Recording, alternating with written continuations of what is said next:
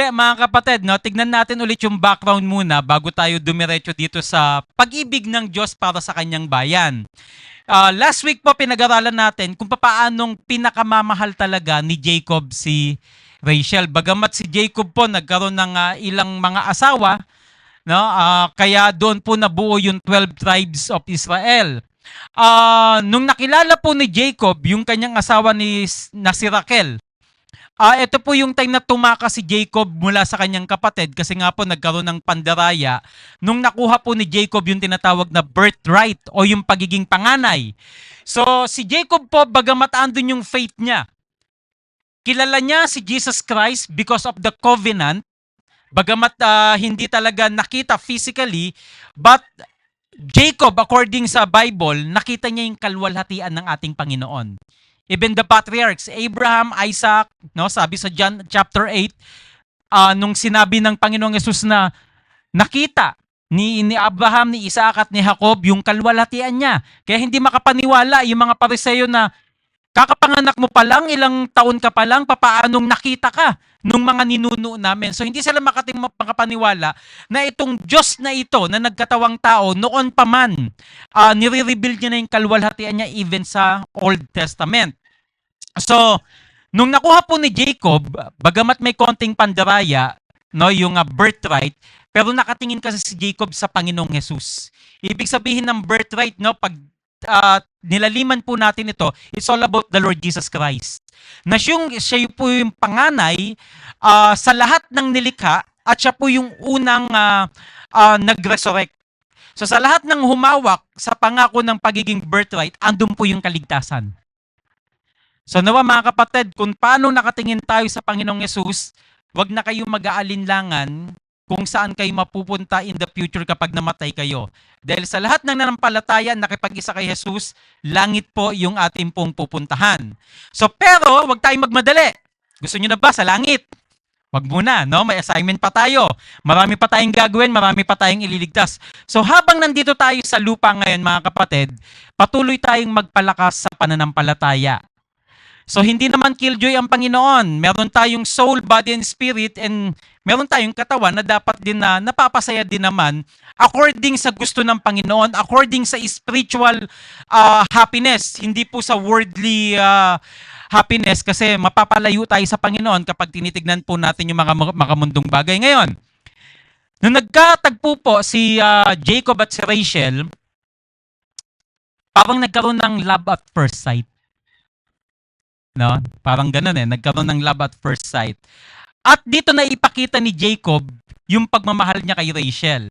So ngayon, etong 6 na puntong ito, yun din po yung pinakapunto ng Panginoon kung paanong ipinakita niya yung pag-ibig niya sa bawat isa sa atin. Kaya mga kapatid, huwag kayong malulungkot kung single pa kayo ngayon. Yan. Kay malulungkot. We have God, no, na nagmamahal sa atin. At sa iba diyan, wag magmamadali.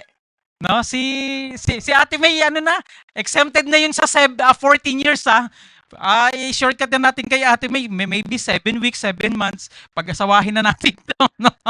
Wag na natin paabutin ng 7 years plus 7, no? So mga kapatid, dito ay pinakita yung great.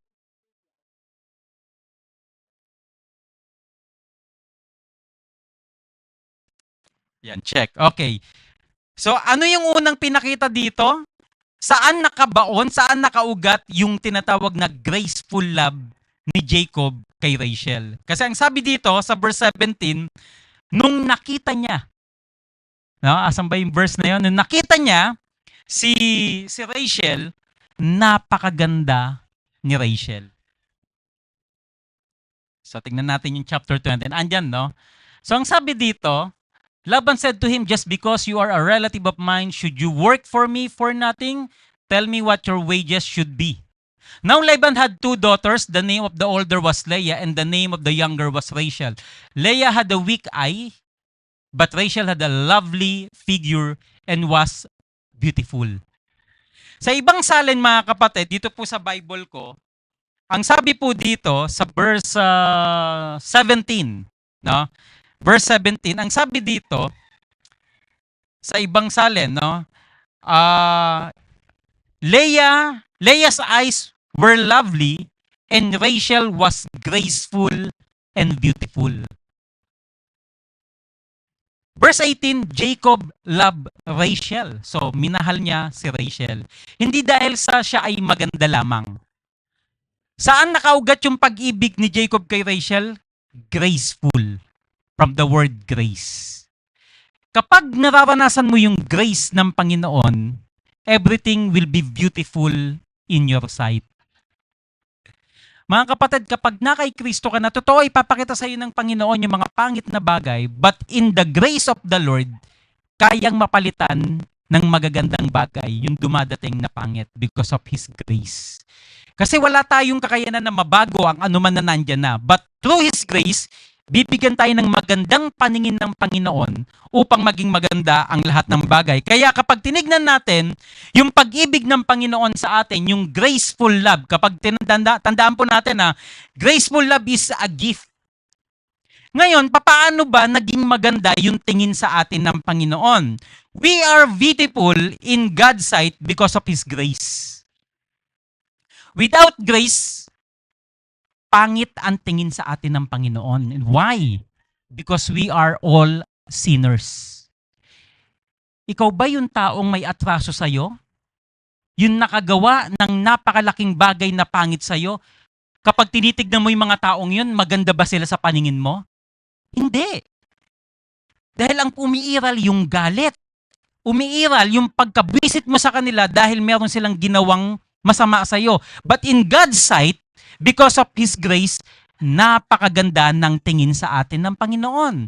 So, dalawang bagay po dito mga kapatid, no? Ito po yung grace or power of God in creation and redemption. Kaya maganda ang tingin sa atin ng Panginoon. So, in God's power of creation, Genesis 1:27, He created us according to His image. Kaya napakaganda natin dahil kapag tinitignan tayo ng Panginoon, imahe ko to. Katulad ko to. Nasa kanyang aking hininga, nasa kanyang aking espiritu, kaya napakaganda ng paningin sa atin ng Panginoon. Kapag tinignan po natin mga kapatid, Genesis 1:31, pagkatapos po likhain ng Diyos ang lahat ng bagay, Day 1, Day 2, hanggang Day 5, kapag may nililikha ang Panginoon, ang sinasabi niya, it was good. It was good, it was good.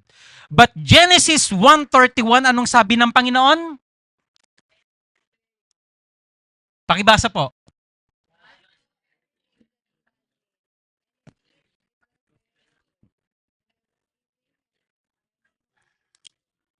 Okay. Bakit kaya sa Day 1 hanggang Day 5, kapag tinitignan ng Panginoon yung creation niya, it was good. But in Genesis 1:31, sabi niya, it was very good. Hindi lang dahil kompleto na ang nilikha, pero dahil ang huling nilikha niya, yung tao. Ang huli niyang nakita, the final, the conclusion of His creation, yung tao na nandun yung imahe niya. Kaya ang talagang nakikita niya all over the creation, ikaw, tayo, lahat. Ito ang aking mga nilikha according to my image. Kaya ang nakikita sa atin ng Panginoon, His image, and that's the grace of creation, mga kapatid. So lahat po tayo sa paningin ng Panginoon, sabi sa Ecclesiastes 3:11, He make all things beautiful in His time. So sa lahat ng nilikha niya, binigyan ng Espiritu, according sa kanyang imahe, meron po tayong plano. May plano ang Diyos para sa atin. Ang kanyang kalooban, maganda lahat. Hindi niya lang tayo nilikha according to His image, kundi may magandang plano ang Diyos para sa atin according to His purpose. Kaya very meaningful life yung buhay natin sa Garden of Eden. But ang naging problema, we fall into sin. At ang katotohanan mga kapatid, ito ang katotohanan. In God's power of creation, lahat tayo maganda. Pero ito ay pumangit when we fall into sin. Kaya pag tinignan yung Ephesians chapter 2, 1 and 2, hindi ko na po nalagay dyan, no? Ang sabi dun sa Ephesians chapter 2, 1 and 2, we were all dead because of our trespasses and sin. At yung sabi dun, the wrath of God, yung pagkamuhi ng Diyos, Yung galit ng Diyos, dahil tayo po yung recipient o nasa atin yung kasalanan, galit din sa atin ang Diyos. Ngayon, kung galit sa atin ng Diyos, maganda ba ang tingin sa atin? Hindi na. Because we fall into sin. So yung original creation niya, that we were created in His image, napakaganda ang gawa sa atin ng Panginoon at maganda ang paningin niya sa atin. We are the most beautiful and unique creation ng Panginoon. Pero pumangit tayong lahat sa paningin ng Diyos. Why? Because yung image ni Satan ang nakikita niya sa atin. And that's the truth, mga kapatid. We fall into sin, naging alipin tayo ng dyablo, naging tatay natin ang dyablo, kaya kapag tinitignan tayo ng Panginoon, because we fall into sin, pangit na tayo. Pangit na tayo. Pero ang kagandahan, mga kapatid, na naig pa rin yung grace ng Panginoon, and that's the grace of His redemption. Gusto niyang ibalik yung original identity natin in His image, mga kapatid. Kaya ito pong imahe, ibinalik po sa atin ng Panginoon because of His grace, and that's the power of redemption. Minahal niya pa rin tayo. Ang sabi po sa 1 John 4:19, He first loved us. Yung binasa kanina ni Buboy, actually hindi ko na nilagay yun eh. Dapat kasama po yun dito. God is love. Ang tao pong nagmamahal, nakakakilala sa Diyos. Tayo po isinilang sa pagkamuhi. Kaya napansin nyo, ang dali po nating magalit. Kapag may nagkakasala sa atin, kapag may nakita tayong hindi maganda, ang bilis ng pagkagalit dahil tinuturuan tayo ni Satan na magalit. Yung bad attitudes, not only yung sinful nature, not only yung sin, not only yung death. Kaya ang tao papangit ng papangit ang pag-uugali dahil patuloy siyang naalipin kay Satanas. Pero ang kagandahan po, because of God's grace of redemption, nung nahulog ang tao sa kasalanan, yung power of God's creation, nasira ito, pero ibinalik pa rin ng Panginoon because of His grace. At tandaan nyo, yung grace and love hindi pwedeng paghiwalayin. Dahil ang root word ng love is charis. Charity is love. Ipinakita ng Diyos yung kanyang pag-ibig sa atin, mga kapatid. Kaya ang sabi dito no, sa Ephesians 2:8 and 9, through the grace of God, tayo po ay naligtas by faith. Yung faith na ito, regalo pa rin. Galing pa rin sa pag-ibig ng Diyos. Dahil kung hindi tayo nakapakinig ng mabuting balita ng pag-ibig, walang faith. At yung grace na ito, regalo, tandaan niyo po, regalo, hindi mo pinagpaguran. Ibinigay sa iyo. Tinanggap mo lang by faith, pero yung faith na yon galing pa rin sa Diyos. Kaya ibinalik ng Panginoon through His grace, ito po yung graceful love, ibinalik pa rin ng Panginoon. Isaiah 52:13-14, tignan niyo po ang sabi diyan, mga kapatid. Noon, ilang beses ko nang nabasa tong Isaiah, pero nung nabasa ko po ulit, nagkaroon po ng medyo malalim na meaning sa akin. Pakibasa po.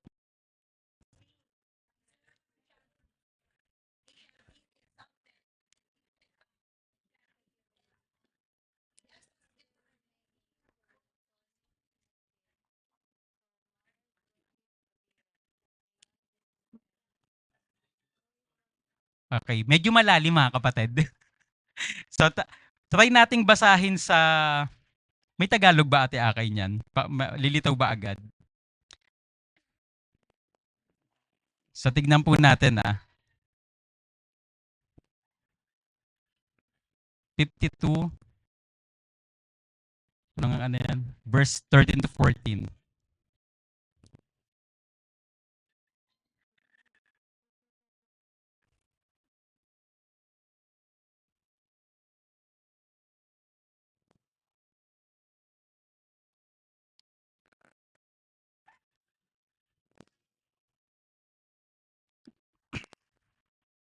Tingnan lang natin sa Tagalog, mga kapatid.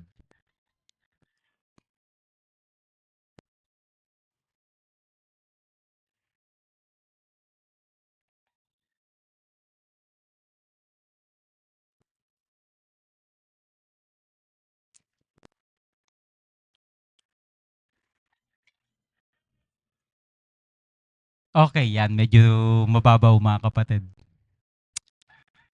Sa pakibasa po, verse, yan, sige, pakibasa yung 13 and 14, kayo lang po.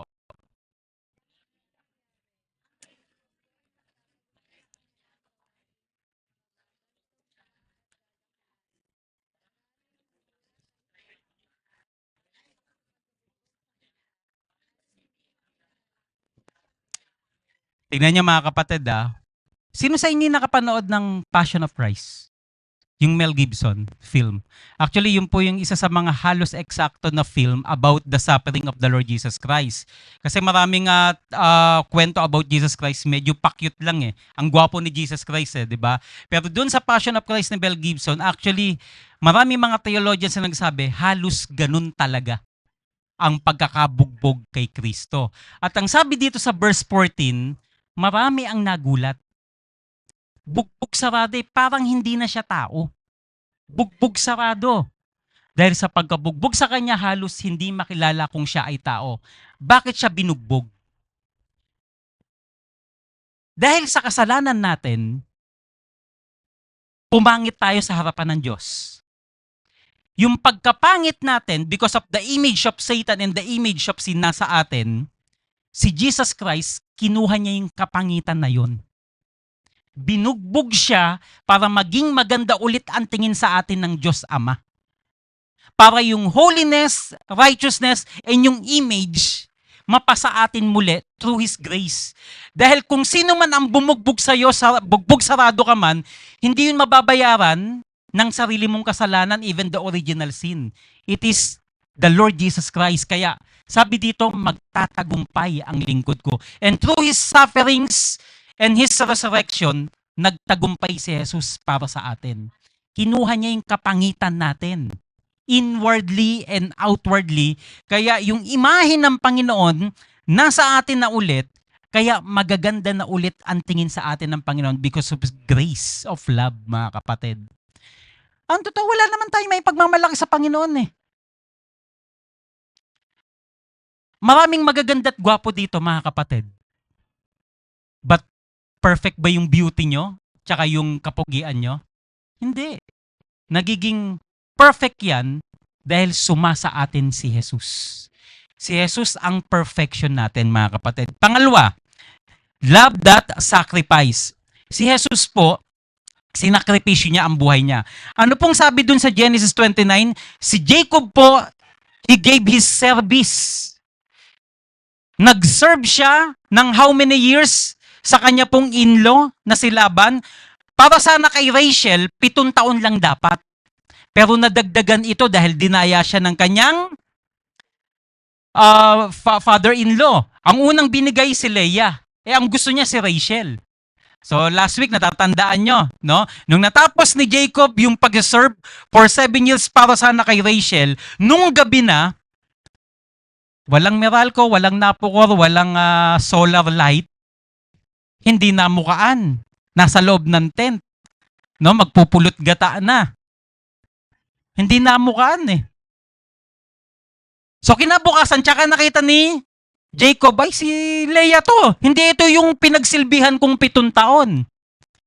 May kultura sila. Teka lang, sabi nung kanyang father-in-law, dito sa amin, dapat yung panganay munang inuuna, hindi yung bunso. O kung gusto mo, maglingkod ka uli, 7 taon. Kaya yung 7 years lang dapat, naging 14 years. Kaya ito yung pinagdiinan natin, mga kapatid, di ba? Lalo na sa ating mga dalagat, kabinataan dyan. True love waits, no? Talagang mag-aantay ka. At si Jacob, hindi lang siya basta nag-antay for 14 years. Habang nag-aantay siya, naglilingkod siya. Hindi siya nakatunganga na nakasiting pretty. Pinaglilingkuran niya yung kanyang father-in-law. Pinayaman niya yung kanyang father-in-law at yung buong sambahayan ng kanyang father-in-law. Because of Jacob, yumaman. Yung relatives niya. Ang galing ni Jacob mag-alaga ng mga livestock.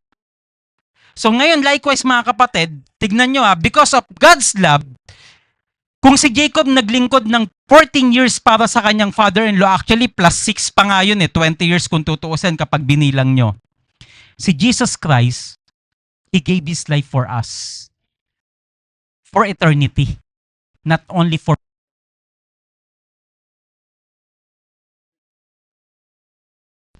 yan. So si Jesus Christ, naglingkod siya for us sa krus ng Kalbaryo to secure our eternity. Anong sabi sa Romans 5:8? Tignan nyo po mga kapatid, ang gandang verse nito. Pakibasa po.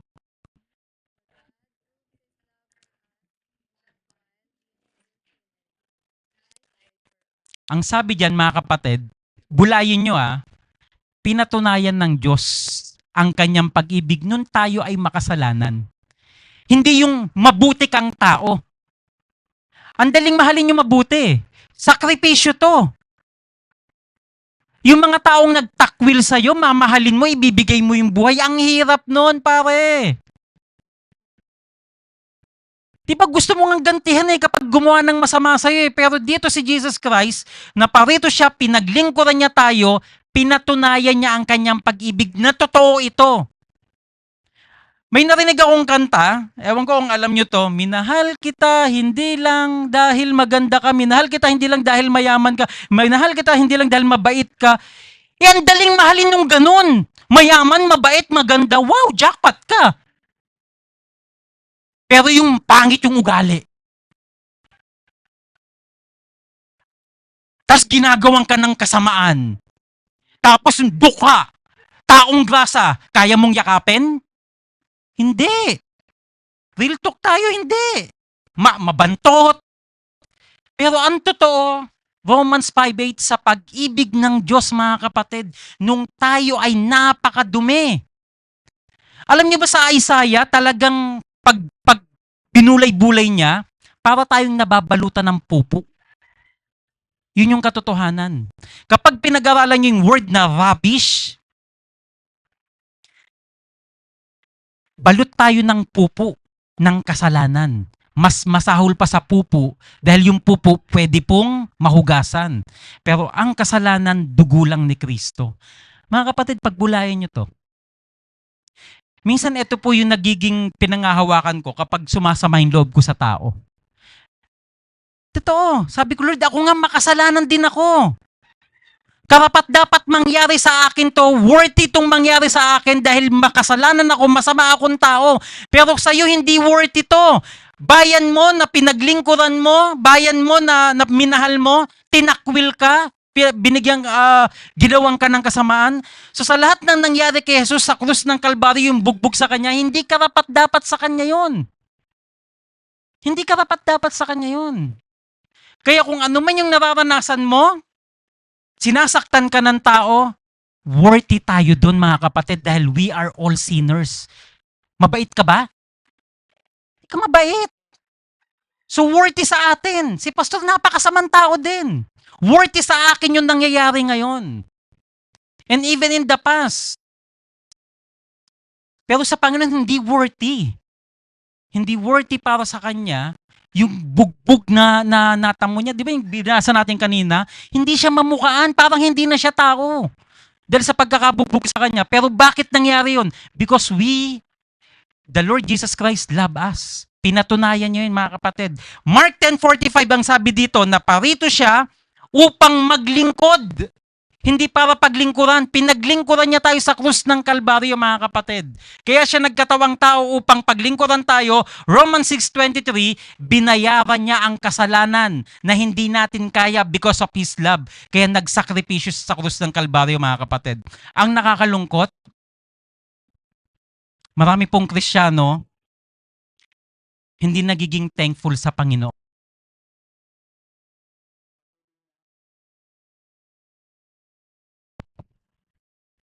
Yan. Patuloy pong lumalayo sa Panginoon. Hindi masuklian yung ginagawang kabutihan ng Panginoon. Pero kapag tinignan niyo po yung pag-ibig ng Panginoon, 100% actually wala siyang itinira. Iniwan niya yung kalangitan, iniwan niya yung trono, iniwan niya po yung kapangyarihan na dapat nasa kanya at nagpakababa siya, tapos inaalipusta pa rin siya ng mga taong gusto niyang iligtas. So napakabuti ng Panginoon, mga kapatid. So wag niyong hanapin yung pag-ibig sa ibang tao kasi hindi yan mapapantayan. Yung pag-ibig ng tao, yung pag-ibig ng Diyos na ibinigay sa atin. Hanapin nyo yung pag-ibig sa Diyos, mga kapatid. Tingnan nyo po, He proved Himself while we are yet as sinners. Nung hindi tayo kamahal-mahal, minahal tayo ng Panginoon. Pinatunayan niya yun. Point number 3, love that is waiting. Sa verse 20, how many years nag-antay? Diba? Last week, diba? Maraming kabataan ngayon hindi makapag-antay. Gusto instant lang lagi. Isang text, isang tawag, umuo na. No? Huwag ganoon. No? Huwag ganoon mga kapatid. Pero ang Panginoon, tignan nyo nung panahon ng mga disipulo, malapit na ang second coming, last days na Kasama yun sa last days. Pero marami nagsabi, sinungaling ang Diyos. Last days na daw, last days na, ba't hanggang ngayon wala pa? Mga kapatid, ganun kabuti ang pag-ibig ng Panginoon sa atin. Nag-aantay siya na ang lahat po ay magsisi sa kasalanan. Dahil ayaw ng Diyos na may mapahamak sa impyerno. Kaya siya naparito upang iligtas po tayo. Pero ang maliligtas lang, yung mananampalataya sa pag-ibig niya. Yung tatanggap sa Kanya. Yung makikipag-isa sa Kanya. 2 Peter 3:9, tignan niyo po ang sinasabi diyan. Tingnan po natin. Pakibasa po.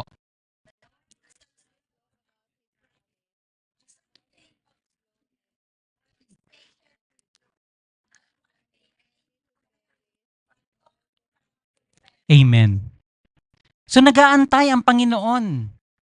Nag-aantay ang Panginoon na yung pag-ibig na ino-offer niya, tanggapin ito na lahat ng tao. Ang nakakalungkot sa sangkatauhan, akala nila kapag member na sila ng religion, mahal ako ng Diyos.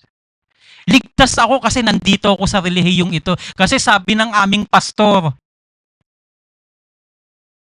kami lang ang maliligtas. Asan yun sa Bible? Si Kristo po ang nagbibigay ng buhay. Kaya hanggang ngayon nag-aantay siya. Mga kapatid, meron pa po bang hindi sure dito sa sound gospel ng kaligtasan? Baka meron pang hindi sure. Put your faith in God. Trust the Lord Jesus Christ. So nag-aantay siya. Kaya hindi ka pa namamatay ngayon, kaya hindi pa siya bumabalik, He's still waiting for you to repent, to return to your owner. Ang kaligtasan hindi about kabutihan, na mabait ka.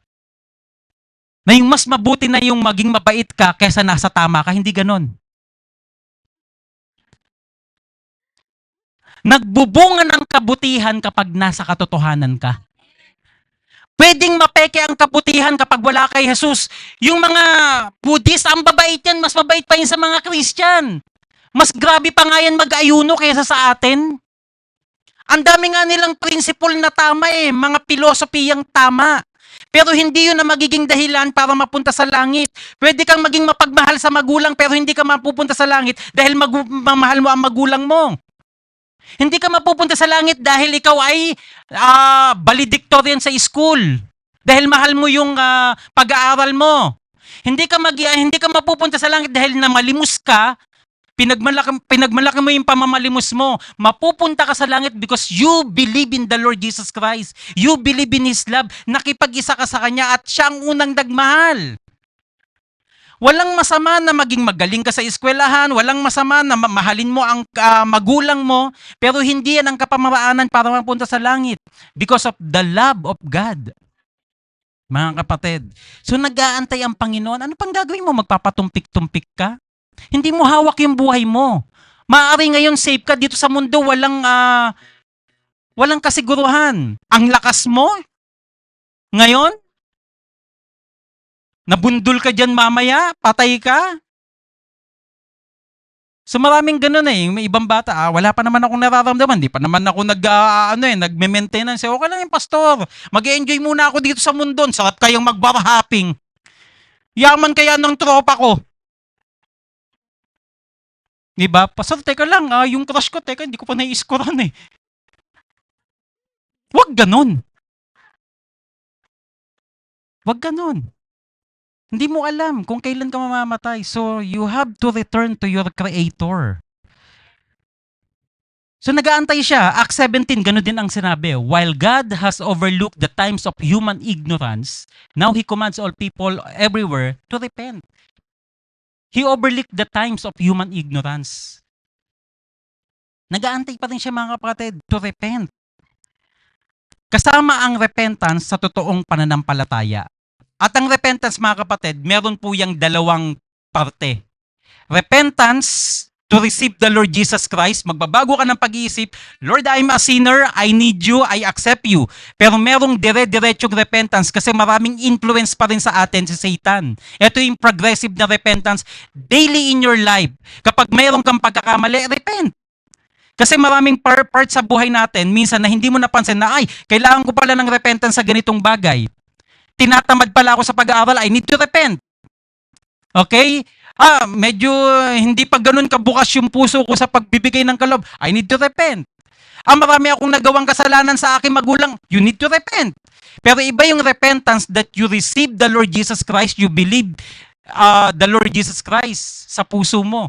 Yun yung repentance na nakakapagdala ng kaligtasan para masecure ka sa kalangitan. So mga kapatid, wag na tayong magpatumpik-tumpik, mga kapatid. Nag-aantay ang Panginoon, wag sayangin ang oras. Pang-apat, love that is patient.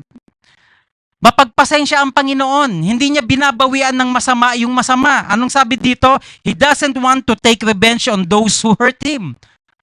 Yung bumugbog sa kanya sa isang pitik, kaya niyang pagpapatayin. Yung tumulos sa kanya, biruin mo na, nandun ka na. Tinusok ka pa, pinagsugalan yung damit niya. May mga dumura kay Jesus, sumampal sa kanya, naglagay ng tinik na corona. Kaya niyang gawan. Sa isang pitik, kaya niyang patayin yung mga yon. Pero ang gusto niya maligtas, that's why naging mapagpasensya siya. Inaalipos na siya, ikaw ba ang talagang hari ng Hudyo? Ikaw ba ang anak ng Diyos? Bumaba ka nga dito at iligtas tayong lahat. Naging mapagpasensya ang Panginoon. Ganito mga kapatid, aminin man natin na hindi, maraming mga Kristiyano ang may initin yung ulo. May nasabi lang sa inyong hindi maganda, di ba mapagpatola tayo? Para tayong kumakain ng pakbet, mahilig ka sa patola, panay ang patol mo kahit hindi dapat, mahilig ka sa ampalaya, bitter ka na, nasabayan ka lang ng di maganda. Pero ang totoong pag-ibig mga kapatid, nagpapasensya. Mapagpasensya po mga kapatid. Romans chapter 2 verse 4 and 5. Tignan niyo po ang sabi diyan. Anong sabi? Romans 2, 4 and 5. Or do you despise the riches of His kindness and forbearance and patience? Do you not realize that God's kindness is meant to lead you to repentance? So dapat kung nakikita mo yung patience, love ng Panginoon, yung pagtitiis niya sa'yo, iisipin mo, ay, ang Panginoon nga, ang bait-bait, ang buti-buti. Na kahit na ano yung mga kasamaan na gawa ko, minamahal niya pa rin ako. Actually, may time schedule ang Panginoon. Baka maubos yung time, mga kapatid. So nawa po, yung pagiging mapagpasensya ng Panginoon, hanggang ngayon, Savior siya. But in the future, siya po ay magiging judge. Even the Christian, the believer, tayo po ay huhusgahan ng Panginoon, pero hindi na yung panghuhusga na mapupunta ka sa impyerno. Magsusulit ka sa Panginoon, ilang kaluluwa ang nadala mo sa akin? Yun po yung pag-iipon ng kayamanan sa langit, mga kapatid. Isaiah 53 verse 7, ano pong sabi diyan? He was oppressed and he was afflicted, yet he did not open his mouth. Like a lamb that is led to the slaughter, like a sheep that before its shearers is silent, so he did not open his mouth. Mga kapatid, kapag nanggigigil ka dahil merong mga gumagawang hindi maganda sa iyo at gusto mo, naku, ano na lang, tahimik ka na lang. Wag ka na lang umimik. Alam mo ba yung minsan yung mga nampoprovoke, pikon na pikon yun kapag ikaw tahimik naka-smile habang sila bunganga ng bunganga. Sila panay ang patuloy na nadudurog sila sa pagkakasala, nadadagdagan yung pagkakasala nila. Pero ikaw, easy ka lang, oh. Diba? So, hindi ka nagkakasala. So, mga kapatid, nawa, maging mapagpasensya tayo kasi pag naging mapagpatol tayo, mahuhulog lang tayo sa kasalanan. So, panglima po, no? Faithful. Love that is faithful. Ang Panginoon po kapag sinabing faithful, it is loyal, sincere, and genuine. Ang Panginoon kapag nangako, natutupad. So saan po nakaugat yung pangako? Sa Old Testament promise, Genesis 3:15, maglilihang isang babae, no? Ito ang dudurog sa ulo ni Satanas. Ito po ay natupad, Isaiah 7:14, siya ay tatawaging Emmanuel. Pagdating sa New Testament, ito po ay natupad, John 3:16. Ano pong sabi sa John 3:16? Sabay-sabay nga po tayo. Ready and recite.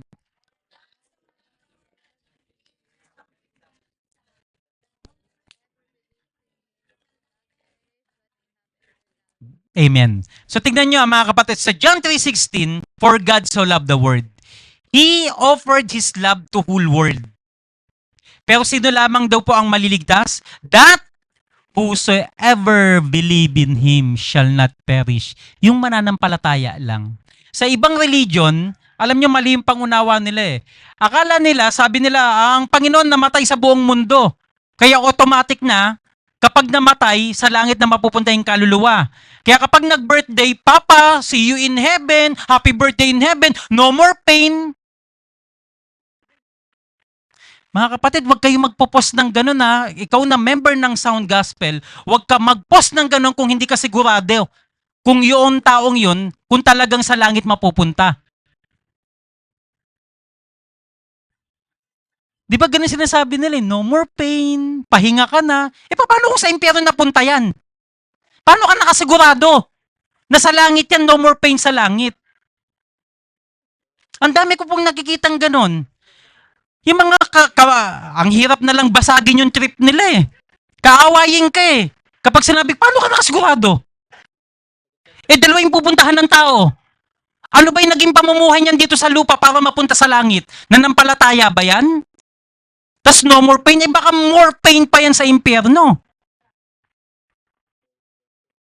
Alam niyo kasi mga kapatid, minsan yung self-comfort, mahal natin yung tao.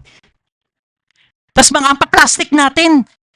Pinapakita natin sa Facebook na mahal natin yung sa magpo-post ka. Pero yung taong yun, bago namatay, pinakita mo ng kawalangyaan. Tapos para kunyari, na hindi ka masumbatan ng mga kamag-anak, mga kaibigan, kunyari mahal mo. No more pain, I love you. Ang bira, no? Hindi po namatay si Jesus para sa lahat. Ino-offer niya para sa lahat yung kaligtasan, pero ang kaligtasan mapupunta lang sa mga mananampalataya. Yan po yung tandaan nyo, hindi automatic na porket may Bible verse na Jesus Christ died for the whole world. Mga kapatid, kumusta mga kamag-anak nyong kasama nyo sa loob ng bahay? Sila po ang magiging kayamanan nyo sa langit kapag sinira nyo ng Word of God. It is the gospel of the Lord Jesus Christ ang magliligtas sa Kanya. Kaya nawa mga kapatid, no, itong verse na ito, na ang Panginoon po, John 3:16, pinatunayan niya po yun. Pero tayo po ang Kanyang instrument para po maipahayag yung pag-ibig ng Diyos. Tas minsan tayo naghahabol pa, di ba? Patay na pagdadasal pa natin. Mga kapatid, ganito. Kung yung pagdadasal natin sa mga taong patay na mahal natin sa buhay, yun na makapagpupunta sa kanila sa langit, walang silbi si Jesus Christ. Kung merong purgatorio, walang silbi si Jesus Christ, hindi natin kailangan ng Savior. Naintindihan nyo? Si Jesus Christ ang Savior na sinasabi sa Bible, hindi ang purgatorio, hindi yung pananalangin mo sa taong patay na. Panalangin mo habang buhay pa na manampalataya sila sa Panginoon at makipag-isa sila sa Panginoon, pahayagan mo ng mabuting balita para maligtas sila. Para makasama sila doon sa John 3:16 na kung sino man, whosoever believe shall not perish but have eternal life. Ikaw ngayon na merong eternal life, ikaw ngayon na assured sa salvation mo, ikaw ang gagamitin ng Panginoon to spread this love. Walang ibang gagamitin ng Panginoon mga kapatid. So Matthew 1:21, ganun din po ang nangyari. Natupad yung pangako sa Genesis 3:15 and Isaiah 7:14. And lastly, love that is stable. Okay. Love that is stable. Kita nyo sa showbiz mga kapatid? Breakup ng breakup, palitan ng palitan.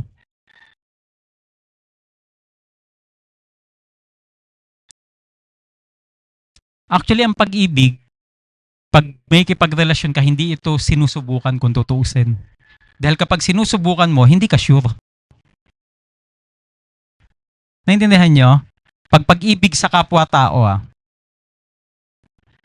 in God's love, it is stable because andun po yung assurance talaga. Kapag nasa iyo na yung pag-ibig ng Diyos, dapat sure na yung pag-ibig mo sa kapwa-tao mo, na mahal mo siya. Hindi ito sinusubukan lang, kundi ito po ay ginagawa na mismo.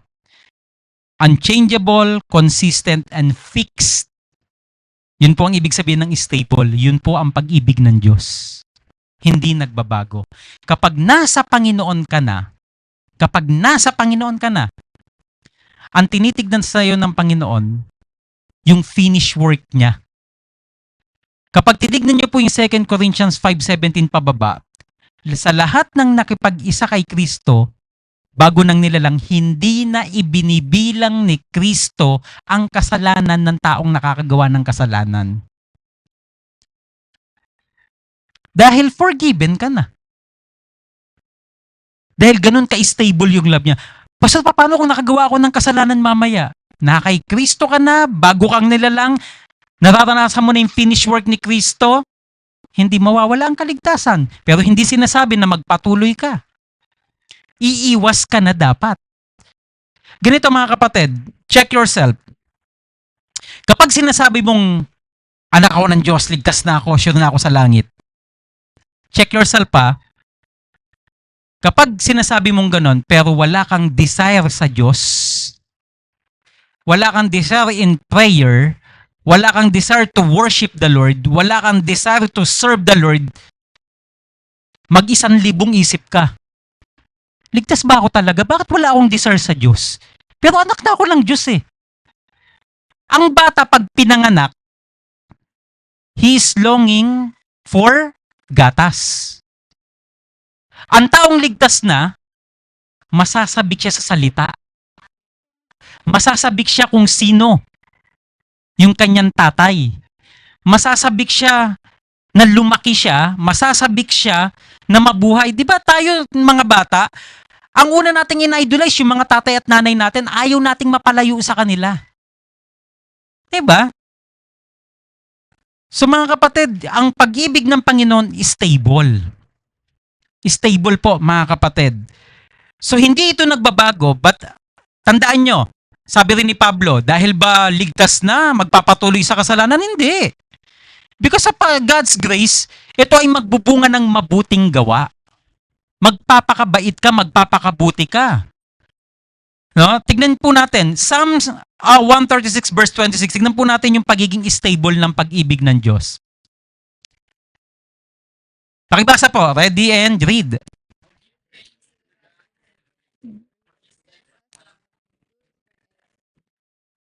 Isaiah 54 verse 10.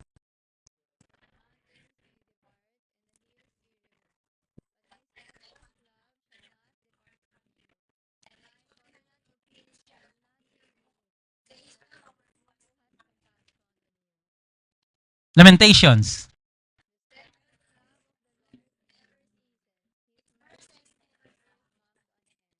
Amen. Alam niyo, tignan niyo itong mga verses na to. Actually, ang dami pa eh. Pero good enough na itong tatlo, mga kapatid. Siguro naman mapagtitibay na yung unstable love, enduring love ng Panginoon. Especially Isaiah 54. Kapag nakagawa ka ng kasalanan, okay? Kapag anak ka na ng Diyos, sino yung mga anak ng Diyos dito? Amen. Kapag anak ka na ng Diyos, may kasalanan kang nagawa mamaya, hindi na mababago yung identity mo. Anak ka pa rin. Hindi mawawala ang kaligtasan. Ang nangyayari lang, nalulungkot, namimighati ang Diyos na sumasa atin. Nalulungkot siya. Namimighati siya. Even the Holy Spirit. Kaya nga sabi sa Ephesians, don't grieve the Holy Spirit. Kapag may pinapagawa ang Diyos, huwag niyo siyang pipigilan. Napipigilan ng Diyos sa pagkilos sa kanyang mga anak kapag meron kang ginagawang kasalanan. Pero hindi mababago yung identity mo. Tingnan nyo, my steadfast love shall not depart from you. Stable yung love niya eh. Sa tao pwede. Ikaw, kapag nabibisit ka na sa kapartner mo, gusto mo nang hiwalayan, gusto mong palitan. Sa Panginoon, hindi. Walang divorce sa Panginoon. Pagkatapos niyang ibigay yung buhay niya sa'yo, ipagpapalit ka niya, hihiwalayan ka niya, no. Alam ng Diyos na mahina tayo at siya yung Diyos. Siya ang magpapalakas sa atin. Pero at least dapat nagsasubmit tayo sa Kanya. Mga kapatid, panghawakan nyo to. For the mountains may depart. Pwedeng mawala lahat ng bagay. Actually, sabi nga sa Matthew heaven and earth will fade, but His word will still remain. At yung word na yun yung promise. Ano yung promise? The covenant. The covenant of peace shall not be removed, says the Lord, who has compassion of you. Who has compassion of you.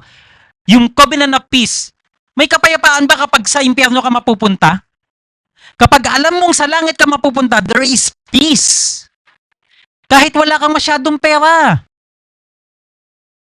Yun yung nagbibigay ng comfort, stability sa atin because of the stable love of God, mga kapatid. So, mga kapatid, katulad po ni Jacob, actually kapag tinignan nyo, na-connect, di ba, last week po, saan inilibing ni Jacob si Rachel? Sa Ephrata, Bethlehem.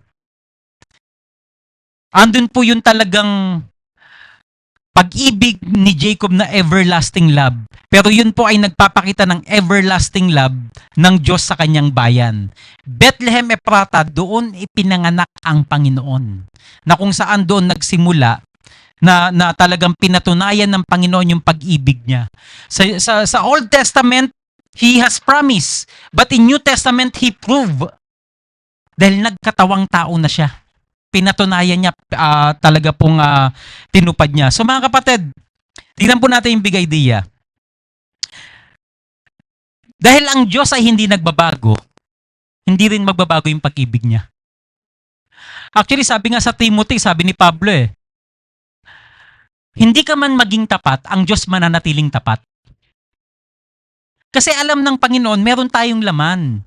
Alam ng Panginoon, medyo may pagkasaltik tayo Alam niya ng Diyos. Because of sin, alam ng Diyos. Alam ng Panginoon na hindi natin maibibigay ng 100%, maibabalik sa Diyos yung pag-ibig. Pero pinapractice yan unti-unti, mga kapatid. Hindi naman porket hindi natin maibabalik ng 100%, hindi na natin ipapractice. Hindi na natin i-desire. I-desire natin. Ipanalangin pa rin natin, mga kapatid. So, hindi nagbabago yung pag-ibig ng Diyos kasi siya hindi nagbabago mismo. Kasi siya yung Diyos ng pag-ibig. The church is His beloved people, the bride. In the future, sabi po sa Ephesians, si Jesucristo ang Panginoon ng simbahan ng kanyang church. At in the future, mga kapatid, ikakasal tayo sa Panginoon. Pero dito po, engaged na tayo. At kung engaged na tayo dito sa lupa, hindi ka bibitawan ng Panginoon. Patuloy kanyang yayakapin. Kahit sa kahinaan mo. So, pagdating sa Panginoon, kung dito sa lupa, alam niyo, hindi kalooban ng Panginoon ang divorce. Kailang dahil sa katigasan ng ulo, pinayagan ng Diyos, sige, tigas ng ulo niya Pero sa Kanya, sa Kanyang bayan, sa Kanyang tinawag, sa Kanyang church, walang divorce. Hindi matatapos yung relationship mo kasi hanggang langit, secure ka Ito yung kagandahan, mga kapatid. May sinabi, nung nagpo-forum kami, last week, nila Brother Ricky, si Jacob nag-antay for 14 years. Diba? May maganda sinabi si Brother Ricky na, Pastor, kung kay Jacob, nag-antay siya for 14 years, di ba sa babae din? Even si Rachel nag-antay. Di ba? Nag-antay siya. Ngayon sabi ko, kinonect ko to, ang sabi po sa Philippians 3:20, langit ang ating tunay na bayan. At mula roon, may pananabik na iniintay natin ang pagbabalik ni Jesucristo. So tayo pong mga bride, we are the bride, yung church. Tayo po ang church, yung tunay na bayan. Yung mga tao, hindi itong building. The true church, yung mga tao na niligtas ng Panginoon. In the future, ikakasal tayo. sa langit. Pero ang sabi sa Philippians 3:20, sino ang nag-aantay? Bride or groom? The bride. Kaya mali po yung nagpapakasal na yung groom nag-aantay. Napansin nyo? Sa mga kasalan, sino nag-aantay? The groom. Kaya ang daming late na mga bride eh. Sa Bible, sino nag-aantay? The bride. Kaya nga kapag kami nag-50th anniversary ni Jing, magpapakasal kami pero siya ang mag-aantay. Gagawin nating biblical. Hindi, totoo po. Kaya Jay, pag nagpakasalut kay na Akay, si Akay na nandun sa sa harapan, ikaw na ang no? Actually, totoo po yun. Ang bride po ang nag-aantay kasi iniintay natin yung groom natin. Pero ang kagandahan, dadating at dadating. Dahil tapat siya. May iniintay po ba kayo? Baka hindi dumating yon. Hintayin nyo si Jesus. Sigurado dadating. So mga kapatid, there is no divorce between Jesus and His church, His bride. At ang sabi sa Revelation, susuotan tayo ng napakaluwalhating karamitan, no? Talagang malinis. Siya mismo yung ating kalinisan. Dahil sa pakikipag-isa. Tignan po natin Ephesians 5:20. Andiyan na ba? Ephesians, sabi nga dito, okay. Ito, mga lalaki. Mga lalaki, asa mga lalaki? Basa, mga lalaki. Ready and read.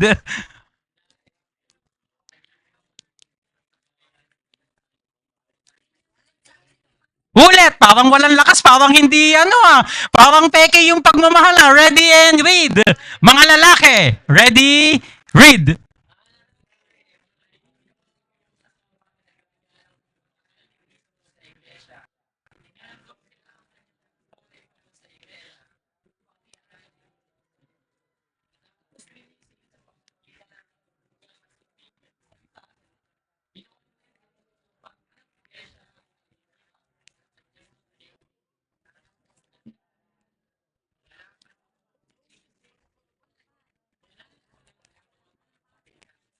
Amen. So grabe yung pag-ibig ng Panginoon, no?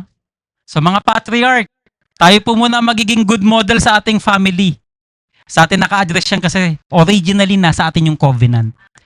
Tayo talaga ang magdadala ng family. Para kung gusto natin yung mga anak natin, mga asawa natin talagang sumunod din sa Panginoon, it is the patriarch. Yung mga padre di pamilya ang talagang magdadala. So, mapapansin nyo, mas matibay ang pamilya kapag yung lalaki may covenant. May magandang relasyon sa Diyos. Madadala niya yung buong family niya. 99%, mga kapatid. So nawa, sabi diyan, no? Yung pag-ibig ng Panginoon, ginawa niya ito upang ang iglesia ay maiharap niya sa kanyang sarili na nasa kagandahan nito, walang anumang dungis ni kulubot man, banal at walang anumang kapintasan. Ganyan po yung pag-ibig ng Panginoon. So mga kapatid, especially sa ating mga kadalagahan at kabinataan, bulayin niyo yung part 1. Kung ready na kayo, yung 6 na karakteristik, kung ready na kayo, okay. Okay na, no? Pero tandaan niyo si Ate May, wag na natin patagalin ng 40 years. Exempted na si Ate May doon. No? 7 days or 7 months. So mga kapatid, be assured in God's love. No? May isa pa bang verse, no? Meron pa no? Sa pakigbasa nga, last. Pakitingin, ito yung confirmation, Ano ang definition ng Bible sa pag-ibig? Lahat na po tayo, ready and read.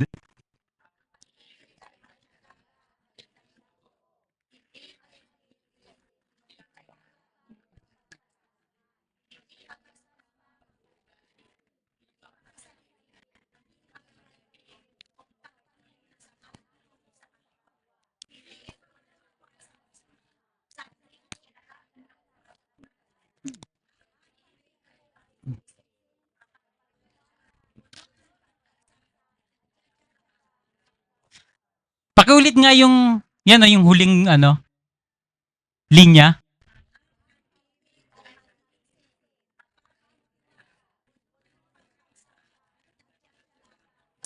Amen. So, purihin ang Panginoon. So, mga kapatid, nawa po, makonfirm nyo yung kung talagang love nyo ang tao, yung gusto nyo nga maiharap sa Panginoon, tignan nyo po yung mga karakteristik ng pag-ibig. Meron na ba akong ganyan? Checkan nyo, no? Pag wala pa, i-workout nyo. No, yan po yung mga karakteristik ng anong dami, no? But anyway, sa Panginoon, nasa Kanya lahat po yan. No, at sa atin po, ina-address yung ganyang pag-ibig. Tayo po'y manalangin. Amin dakilang Diyos, muli, we want to thank you for the love story of Jacob and Rachel. At dito po napapanunayan yung pag-ibig niyo sa amin. Panginoon, hindi nga kami karapat-dapat sa inyo. Minsan kami naging pangit sa harapan nyo, naging makasalanan, Panginoon. Ngunit dahil sa pag-ibig nyo, niyakap nyo pa rin kami at niligtas, Panginoon. Kaya Lord, turuan nyo kami na ibalik namin ang pag-ibig na ito. Our soul, body, and spirit, Panginoon, our strength to give back this love to you, Panginoon, kahit unti-unti, Panginoon, na kayo po ang maging desire namin sa aming buhay, Panginoon, na kayo ang pinagmulan ng buhay, kayo ang pinagmulan ng buhay na walang hanggan. Habang iniintay namin kayo, Panginoon, matuto kaming magmahal, Panginoon. Mahalin namin yung kapwa namin, mga kapatiran ng aming church, ang aming paglilingkod, Panginoon. Kayo mismo, mahalin namin sa aming buhay. Mahalin namin ang aming mga sarili, Panginoon. Huwag namin pabayaan ito dahil ito po ay regalo nyo rin, Panginoon. At masumpungan lagi, Panginoon, na yung buhay namin, nabubuhay kami na naluluwalhati kayo. Muli, Panginoon, salamat sa kasiguruhan na ibinigay nyo at katuparan ng inyong pangako sa pangalan ni Jesus. Amen.